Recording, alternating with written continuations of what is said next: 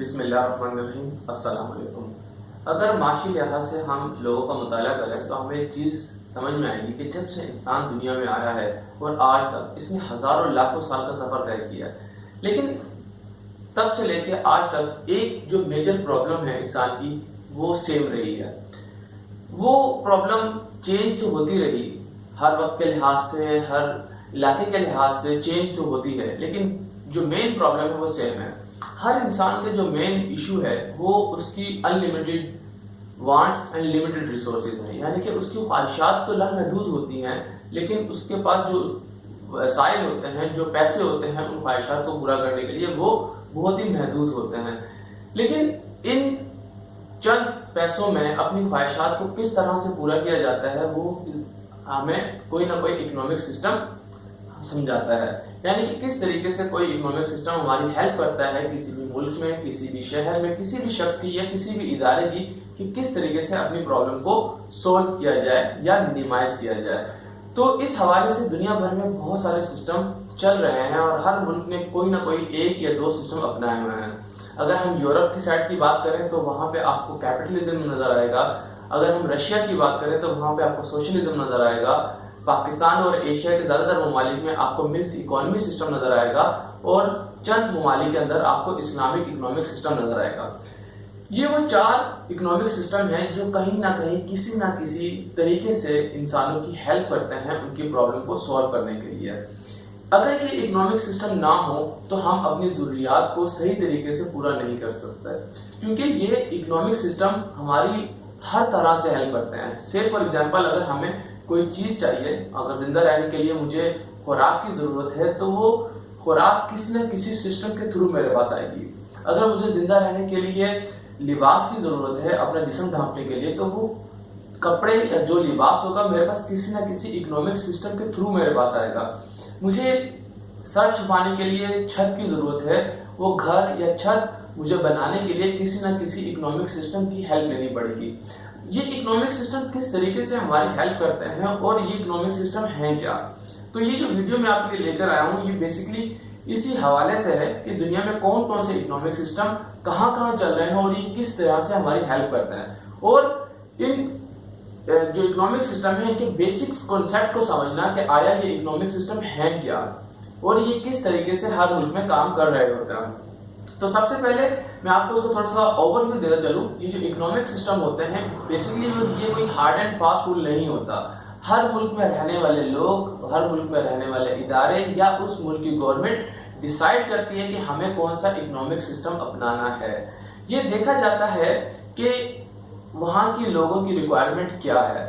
ضروری نہیں ہے کہ پاکستان کے اندر ہم کیپٹلزم کو رائج کرتے ہیں یا سوشلزم کو رائج کرتے ہیں، یہ ڈیپینڈ کرتا ہے کہ اس ملک کی جغرافیکل کنڈیشن کیا ہے، اس ملک کے لوگوں کی ریکوائرمنٹ کیا ہے۔ تو سب سے پہلے آپ اکنامک سسٹم کو سمجھیے۔ اکنامک سسٹم کا مطلب یہ ہوتا ہے کہ جو کچھ ادارے یا گورنمنٹ کی سطح پر لوگوں کی ضروریات کو پورا کرنے کے لیے وہ ادارے یا گورنمنٹ کام کر رہی ہوتی ہے۔ مثال کے طور پہ اگر لوگوں کو خوراک کی ضرورت ہے تو کچھ ادارے آپ کو وہ چیزیں فراہم کر رہے ہوتے ہیں۔ مثال کے طور پہ اگر آپ کو اپنی بھوک مٹانے کے لیے چاول کی، گندم کی یا دوسرے اجناس کی ضرورت ہے تو آپ کو پاکستان کے کسی نہ کسی ادارے سے، دکانوں سے یا کسی بھی اسٹور سے وہ چیزیں مل جائیں گی۔ اٹس مین کہ کوئی نہ کوئی سسٹم یہاں پہ کام کر رہا ہے جو آپ کی ہیلپ کرتا ہے۔ اگر یہ چیزیں آپ کو آسانی سے اویلیبل ہو جاتی ہیں تو اٹس مین کہ اس ملک کے اندر جو بھی سسٹم رائج ہے وہ بہت ہی اچھا چل رہا ہے۔ تو اکنامک سسٹم کا جو بیسیکلی کام ہوتا ہے وہاں کے لوگوں کی ضروریات کو پورا کرنا۔ سب سے اہم جو ضروریات انسان کی ہیں وہ زندہ رہنے کے لیے خوراک ہوتی ہے، اس کے بعد لباس اور اس کے بعد اس کا گھر ہوتا ہے۔ یہ تینوں ضروریات کسی نہ کسی اکنامک سسٹم کے ذریعے آپ کی حل ہو رہی ہوتی ہیں۔ تو سب سے پہلے ہم ڈسکس کرتے ہیں کہ اکنامک سسٹم ہیں کون کون سے۔ دنیا کے اندر 4 اکنامک سسٹم کام کر رہے ہیں۔ Number 1 capitalism, number 2 socialism, number 3 mixed economy system and number 4 Islamic economic system. سب سے پہلے ہم ڈسکس کرتے ہیں کہ کیپٹلزم کیا ہے اور کن کن ممالک میں کیپٹلزم رائج ہے۔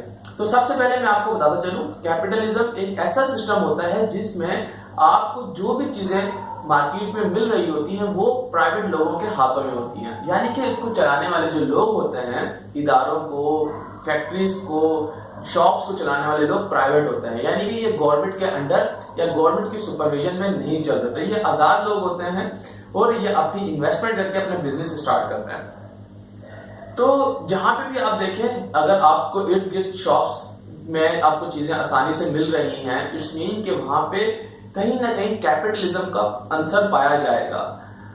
कैपिटलिज्म वहां उसको कहते हैं जहां पे लोग अपनी इन्वेस्टमेंट करते हैं और उनका मकसद ज्यादा से ज्यादा मुनाफा कमाना होता है। कैपिटलिज्म के अंदर जो सरमायाकार होता है उसकी कोशिश ये होती है कि वो ज्यादा से ज्यादा मुनाफा कमाए, तो लिहाजा वो ज्यादा से ज्यादा मुनाफा कमाने के लिए उस प्रोडक्ट को ज्यादा मैन्युफैक्चर करता है, उस प्रोडक्ट की सेल पे ज्यादा तवज्जो देता है जहां पे उसका प्रॉफिट मार्जिन ज्यादा होता है। ये उस चीज की परवाह नहीं करता कि लोगों की रिक्वायरमेंट क्या है, ये ज्यादातर अपने फायदे के लिए काम करता है। यही वजह है, अगर आप यूरोप की मार्केट को स्टडी करें तो आपको नजर आएगा अमेरिका के अंदर, इंग्लैंड के अंदर और पूरे यूरोप के अंदर ज्यादातर आपको कैपिटलिज्म सिस्टम राइज नजर आएगा। इस सिस्टम के तहत लोग अपना बिजनेस करते हैं और लोगों की रिक्वायरमेंट को फुलफिल करने की कोशिश करते हैं। ये आपको खुराक में भी नजर आएगा, यानी कि जो इंसान की बेसिक नेसेसिटीज हैं उसमें भी नजर आएगा, आपको लिबास में भी नजर आएगा, यानी कि बहुत सारे लोग ऐसा बिजनेस करते हैं जो कपड़े की फैक्ट्रीज हैं, कपड़े बनाने के बिजनेस करते हैं, वो आपको बेचते हैं और उनका मकसद ज्यादा से ज्यादा मुनाफा कमाना होता है।